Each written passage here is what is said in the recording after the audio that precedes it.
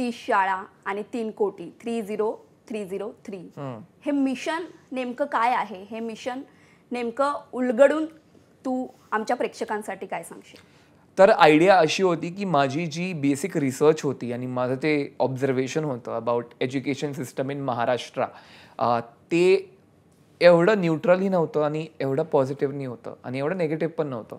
पण मी भरपूर सगळ्या गोष्टी ऐकत होतो आणि स्वतःला इन्फॉर्म ठेवत होतो. आणि तेव्हा मी भरपूर असे रिपोर्ट्स वाचलेल्या जिथून मला असं वाटलं की इन्फ्रास्ट्रक्चर वाईज, क्वालिटी वाईज किंवा बेसिक फॅसिलिटीज वाईज खूप काही गोष्टी आहेत ज्या आपण करू शकतो महाराष्ट्राच्या शाळांमध्ये. आणि मी रिपोर्ट्स पण वाचलेले की 75,000 पेक्षा जास्त शाळा आहेत ज्यांच्यामध्ये बेसिक इन्फ्रास्ट्रक्चरची पण कमी आहे. आणि 22,000 प्लस शाळा आहेत ज्या अनसेफ म्हणून डिक्लेअर केल्यात या राज्याने. आणि ते ऐकून मला वाटलं यार आपली मुलं काय काय स्वप्न बघत पण असतील, पूर्ण होण्याची गोष्ट वेगळी, पण बघत तरी असतील का, त्यांना ते दाखवणारं कोणी आहे का. तर मी असा विचार नाही केला की सरकार काय करेल, हे काय करेल. मी बोललो चला हा मुद्दा उचलूया आणि डायरेक्ट ॲक्शनेबल कामाने चालू करूया. Instead of just talking about ते इन्फॉर्मेशन व्हिडिओ बनवायचे ना की महाराष्ट्रामध्ये एवढं हे आहे किंवा इंडियामध्ये असं आहे, ती इन्फॉर्मेशन देण्यापेक्षा मी बोललो ॲक्शननी बोलूया.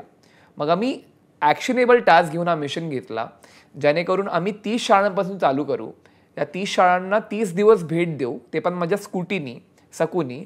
आणि त्यानंतर या शाळांची स्टोरी दाखवून एकदम पॉझिटिव्ह पद्धतीने एक फंडरेझर करू 3 करोडचा.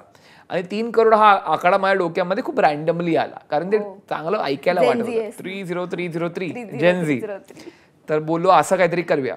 मग 1 ते 1.5 महिना आमचं प्रिपरेशनमध्ये गेलं, जेणेकरून शॉर्टलिस्टिंग झालं, इंटरव्ह्यूइंग झालं, कम्युनिकेशन झालं, रिक्वायरमेंट अंडरस्टँडिंग झालं, फुलफिलिंगच्या जे पोटेन्शियल आहे की एका गावामध्ये या गोष्टी जातील का किंवा शिक्षकामध्ये ते पॅशन आहे का, हे सगळं आम्हाला बघायला टाईम लागला. 1 महिना गेला.